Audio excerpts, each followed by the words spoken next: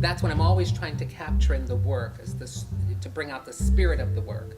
You know, there's one thing about the Mona Lisa that I like, and that when you look at her, you don't know whether she's going to speak, smile, cry, what.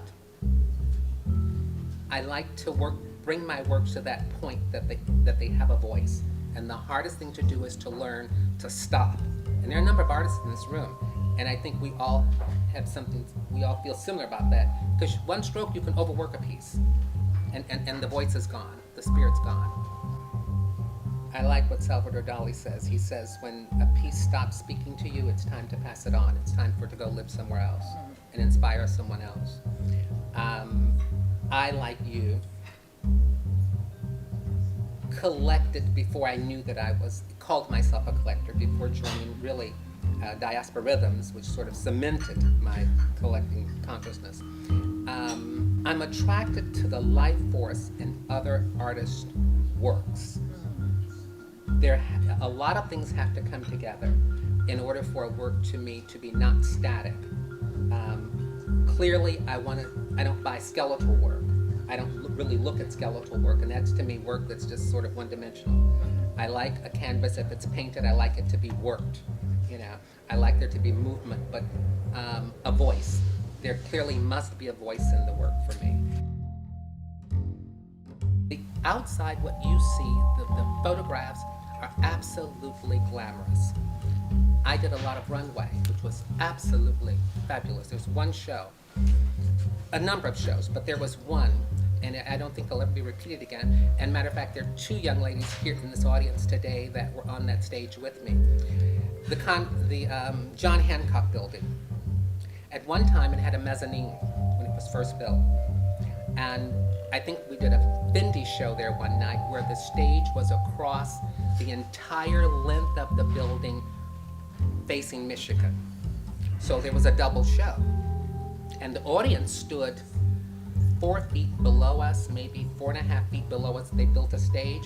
So when we were working, we were actually marching and prancing in front of Michigan because our backdrop was Michigan Avenue with all the lights. So the people on the street were getting a show as the people on the inside were getting a show. That, I remember that. That was an awfully exciting time. Awfully exciting time. At least I don't want to do work that's decorative. You know, I don't want to do decorative work. There has to be a rawness, you know, a life force in the work. Because decorative work tends to have a lifespan. It's like a trend. Because trends are just that. They're like, they light and then they're gone. And you spend vast amounts of money and it's old. You know, I strive to do in my art as interior and as art, I strive to create timeless pieces that can fit any time in any situation. You know? I learned one thing: if you are very good at what you do, people are going to come for you. There can be 20 other people out there doing exactly the same thing, but exactly the same thing doesn't really have a voice. I've discovered that if I am good at what I do, I will never have to worry. So I try to put that in my work. I try to put it in everything that I do. I call it value plus. Simple, value plus. There is a value into what I bring, but I also bring something more, and that more is based on the fashion. It's based on the art. I bring all that I am to the table. You know, I am working with a client now, and a part of the great pleasure in this particular job is that we have an idea. Ordinarily, you lay out the vision, and a smart designer works backwards. Because you have the picture, and oftentimes I'm the one with the picture. Sometimes the client, everyone doesn't see in pictures.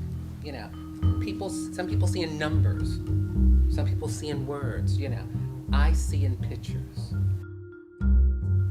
I found that I just had to let myself be accessed, and that was sort of scary because it was an uphill climb. I was moving in waters that I knew nothing about, nothing at all, you know. But I wouldn't trade it for anything. I wouldn't trade it for anything. Sometimes I think we fight ourselves, but let go. Let go. I tell a friend of mine, he says, "What are you doing? You're so quiet." I'm listening.